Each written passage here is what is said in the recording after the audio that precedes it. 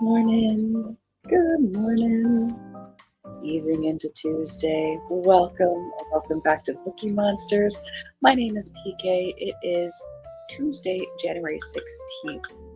And on Tuesdays, we look at mysteries, thrillers, anything that is probably not being determined as a cozy mystery. Cozy mysteries we do on Mondays. Today we do mysteries. Sorry, got a hair. Some quick announcements. We do have sprints tonight at 6:05 Mountain Time, 8:05 Eastern. They'll go for 2.5 hours. And bring your own book, work on a project, or just close your eyes after a hard day. This is time carved out for you. Do what makes you feel good. All right. I hope you guys are staying warm and safe this Tuesday and that you're reading good books. All right.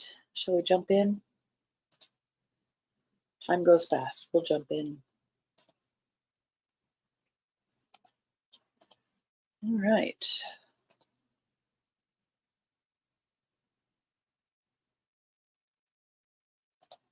First up, The Fury by Alex Michaelides.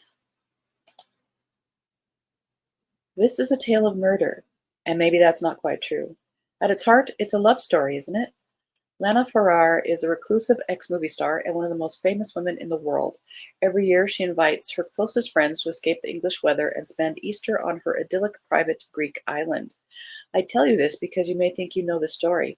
You probably read about it at the time. It caused a real stir in the tabloids, if you remember. It had all the necessary ingredients for a press sensation: a celebrity, a private island cut off by the wind, and a murder. We found ourselves trapped there overnight. Our old friendships concealed hatred and a desire for revenge. What followed was a game of cat and mouse, a battle of wits full of twists and turns, building to an unforgettable climax. The night ended in violence and death as one of us was found murdered. But who am I? My name is Elliot Chase, and I'm going to tell you a story unlike you've ever heard. That would be an interesting read because it does sound like very many books out there. But first person, I'm somewhat intrigued.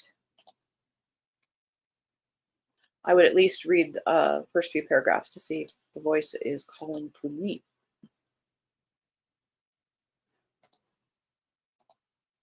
Good morning, Mary. Happy Tuesday. Guess what? Snow! The puppers and I are ecstatic. Wow, 3 inches or so. So pretty. Fantastic. Are you going to go make snow angels? Problem with making snow angels is you have to somehow stand up again. Down is pretty easy. Getting up is harder. Oh, I'm happy. I bet it is very pretty. Let's get rid of this banner while I'm over here. Well, we are supposed to get to 20 above today. We are like 50 degrees warmer than we were on Saturday morning. So, yeah, I'm sure people will be like, oh, it's fantastic. Let's wear shorts.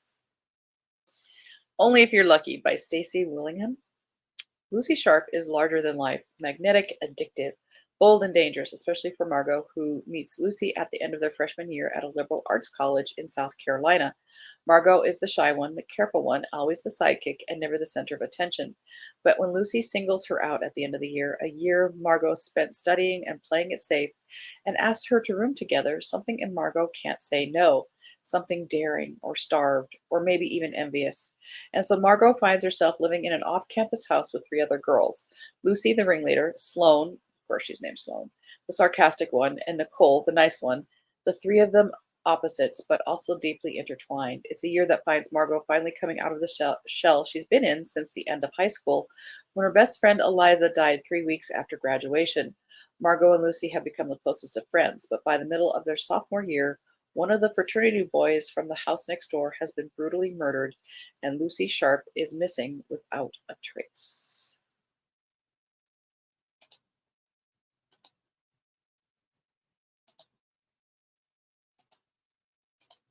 Hero.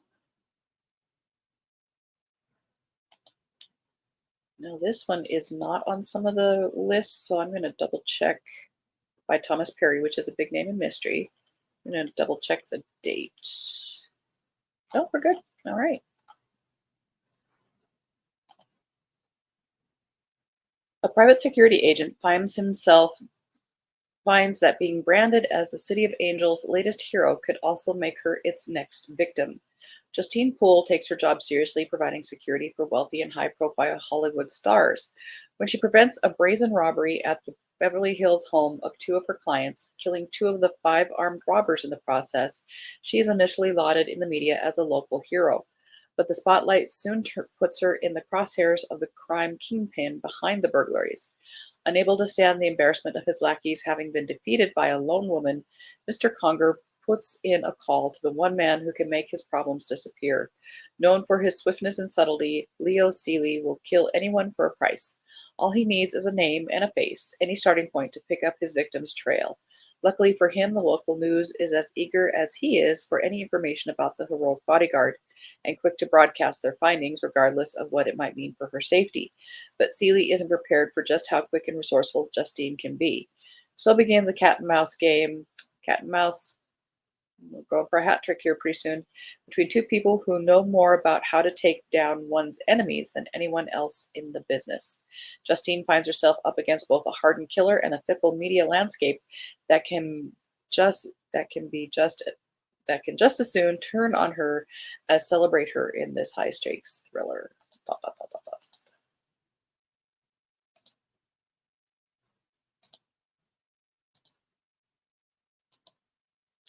No angels for me. Once down, I pretty much wallow like a but not a pretty picture. Thomas is usually pretty good. Very true. Big name. Lee Goldberg, also a big name in mystery circles. Dreamtown, fifth in the Eve Ronin series. A gated dream town for the mega rich becomes a murderous nightmare. Hidden Hills is a private celebrity. Okay, celebrities are our hat trick for today then. Enclave of white picket fences and horse trails that seems to exist in a dream world. But when reality superstar Kitty Winslow is killed within their gates, do you notice that we're turning on celebrities this week? They deserve it. And corpses are found in the vast state park outside them. LASC LASD detective Eve Ronan realizes there is a deadly razor thin line between what's real and what's imagined. Eve discovers that Kitty's surreal on and off camera life, a blur of fact and fantasy, shockingly mirrors her own as she struggles to investigate the killings, wade into a music industry war, and battle a vicious Chilean gang, all while her life is being turned into a fictional cop show directed by her estranged father. Eve's grip on reality in the case is strained to the breaking point as the slayings continue. The media frenzy reaches a fever pitch, and the only inescapable truth she can see is death, and it's coming for her.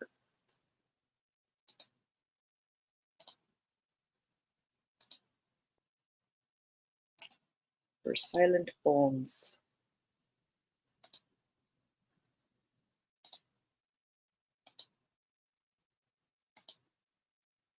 By Pamela Fagan Hutchins, first in the Detective Delaney Pace series. This is Kindle Unlimited. And we're good. 15 years ago, I watched my father's murder. Now, having never truly recovered from losing her father all those years ago, Detective Delaney Pace is devastated when her brother and sister in law are killed in a car crash. Packing up her life, she heads back to the rugged cowboy town of Kearney, Wyoming. Actually, Kearney is in Nebraska. Never mind. Her niece, Katina, is just 11 years old, and Delaney will do anything to keep her safe. Now there's another killer on the loose, and he's already taken his first victim. New to the local police force, when a body is found on a secluded mountain trail, Delaney is called to the scene. Surrounded by imposing pine trees, a young woman lies still in the moonlight. Gazing into her dark, unblinking eyes, Delaney's heart pounds wildly in her chest as she recognizes the victim. It's her beloved sister-in-law, Katina's mother, Lila, but she died weeks before, didn't she? There's evil lurking in this town, and I'll stop at nothing to hunt down the truth and deliver justice.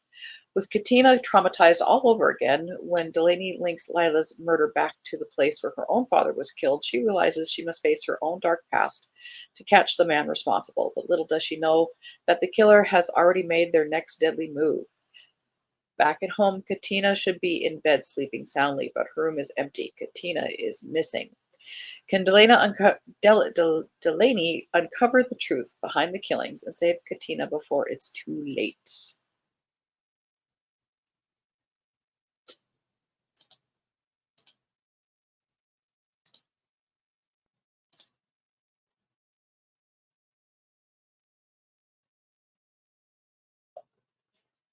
I don't like Kid Jeopardy books.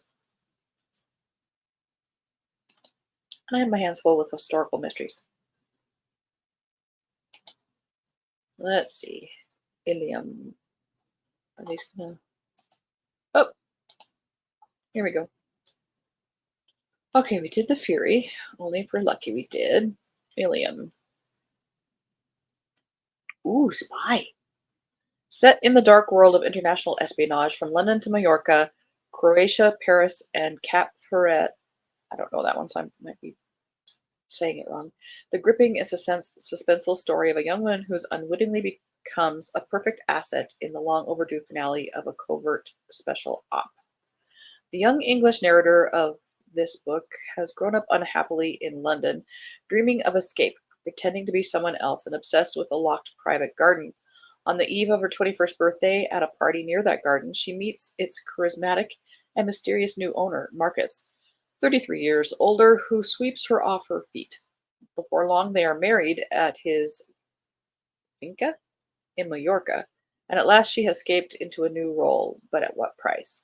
On their honeymoon in Croatia, Marcus reveals there is something she can do for him.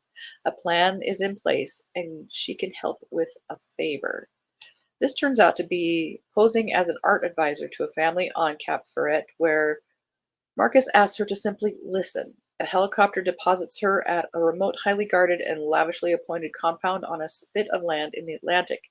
It's presided over by an enigmatic, charming patriarch, Edouard, along with his wife Dasha, children Nikki and Felix, and populated by a revolving cast of other guests, some suspicious, some intriguing, perhaps none like her what they seem. Poignant story of a long-planned, high-stakes CIA Mossad operation that only needed the right asset to complete. Sounds a little bit like Little Drummer Girl. Little bit. The Silence in Her Eyes by Armando Lucas Correa. Psychological thriller about a young woman with a rare neurological condition who is convinced her neighbor is going to be murdered. Leah has been living with kinetopsia or motion blindness since she was a child. For the last 20 years, she hasn't been able to see movement. As she walks around her upper Manhattan neighborhood with her white stick tapping in front, most people assume she's blind. But the truth is, Leah sees a good deal, and with her acute senses of smell and hearing, very little escapes her notice. She has a quiet, orderly life with little human contact beyond her longtime housekeeper, her doctor, and her elderly neighbor. That all changes when Alice moves into the apartment next door, and Leah can immediately smell the anxiety wafting off her. Ugh. Worse, Leah can't help but hear Alice and a late night visitor engage in a violent fight. Worried, she befriends her neighbor and discovers that Alice is in the middle of a messy divorce from an abusive husband. Then one night, Leah wakes up to someone in her apartment. She blacks out and in the morning is left wondering if she dreamt the episode. And yet the scent of the intruder follows her everywhere, and when she hears Alice through the wall pleading for her help, Leah makes a decision that will test her courage, her strength, and ultimately her sanity. That one we determined was a re-release. Maud Horton's Glorious Revenge by Lizzie Pook. A young woman searches for the truth about her sister who boarded a ship heading to the frozen Arctic and never returned. 20-year-old Constance Horton has run away from her life in Victoria, London, disguising herself as a boy to board the Makepeace, an expedition vessel bound for the icy and unexplored Northwest Passage of the Arctic. She struggles to keep her real identity a secret on the ship, a feat that only grows more difficult when facing off with the constant dangers of the icy North. I would think, putting on more layers would help. Okay. Even more dangerous than the cold, the storms, and the hunger, are some of the men aboard, including the ship scientist Edison Stowe. He seems to be watching Constance, and she knows that his attention could be fatal. In London 2 years later, Maud Horton is searching for the truth. After being told by the British Admiralty that her sister's death on board the Makepeace was nothing more than a tragic accident, she receives a diary revealing that Edison Stowe had more of a hand in Constance's death than the returning crew acknowledged. In order to get the answer she needs, Maud decides to shadow Edison. She joins him on a new venture he started to capitalize on the murder mania that has all of London in a frenzy, a travel company that takes guests around the country via train to witness public hangings, to extract the truth from him in any way possible. As tensions and dangers mount, it ultimately falls to Maud to enact the ultimate revenge to get justice for her sister. I love historicals, but that does not sound fun. Yeah, absolutely. Lizzie Pook. I just think, hey, Pookie. Where the Body Was by Ed Brubaker and Sean Phillips.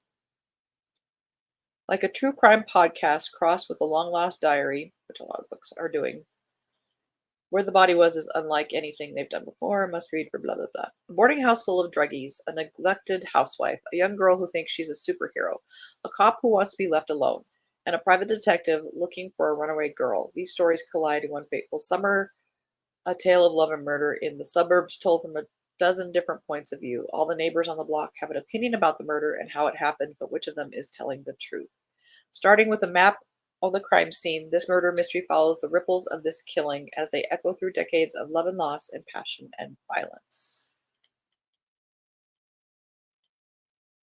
The Night of the Storm.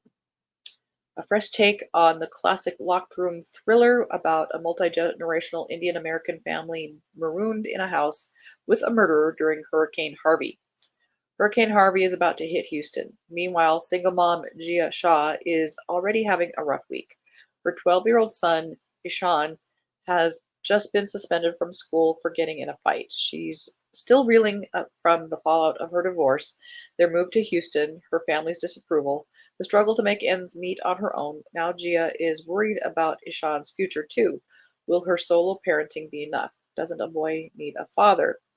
And now their apartment complex is under a mandatory evacuation order. Gia's sister Seema has invited them to hunker down in her fancy house in Sugarland, and despite Gia's misgivings, Seema's husband, Vipul, has been just a little too friendly with her lately. Gia concedes it's probably the best to keep Ishan safe during the hurricane. With Gia's philandering ex scrutinizing her every move, all too eager to snatch back custody of Ishan, she can't afford to make a mistake. When Vipul's brother and his wife show up on Seema's doorstep too, it's a recipe for disaster. Grandma, the family matriarch, has never been shy about playing favorites among her sons and their wives.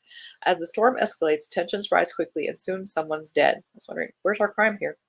Was it a horrible accident, or is there a murderer in their midst? With no help available until the floodwaters recede in the morning, Gia must protect her son and identify the culprit before she goes down for a crime she didn't commit or becomes the next victim.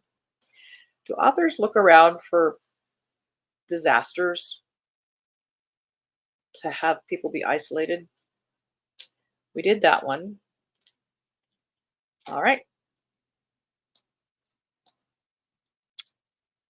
Let us look over here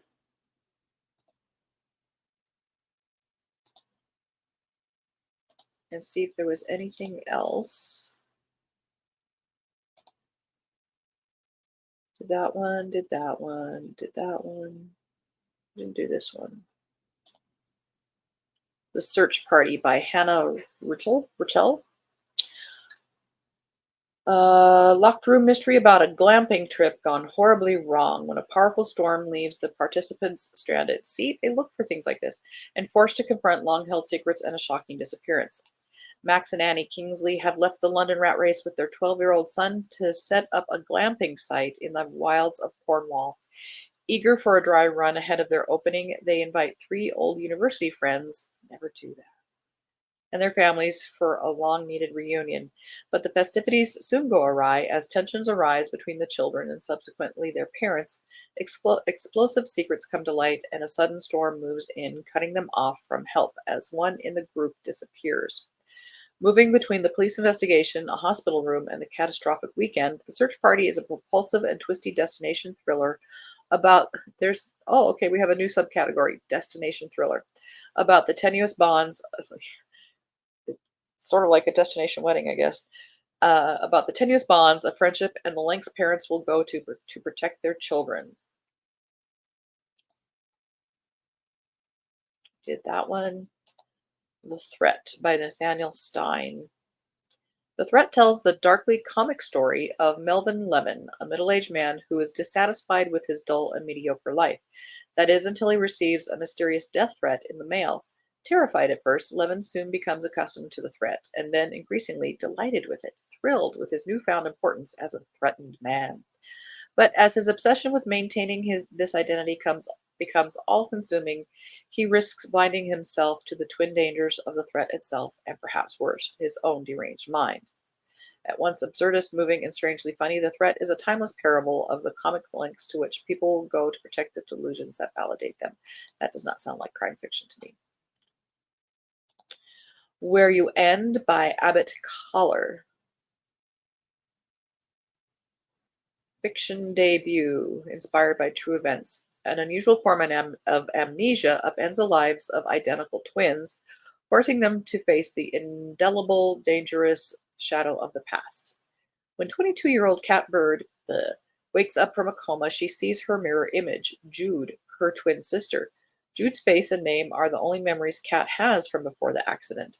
As Cat tries to relearn her history and identity, she trusts Jude will provide all the answers. But as the months progress, Kat begins to fear that maybe Jude has been lying to her. Recruit, hunt, perform, or perish. Growing up in a sophisticated New Age cult, isolated from society, the girls studied poetry and literature, but also played dangerous games of cunning and savagery, games with dark lessons that followed them into adulthood. Now, with Kat's mind as a blank slate, Jude invents an idyllic childhood in the hopes of erasing this history and all the threats it still holds. As Kat pulls at the threads of Jude's elaborate tapestry, those threats draw closer. When the past and the present finally converge, the twins must risk everything to save both their unique bond and each other's lives. Maybe thrillerish, but again, not really crime-ish.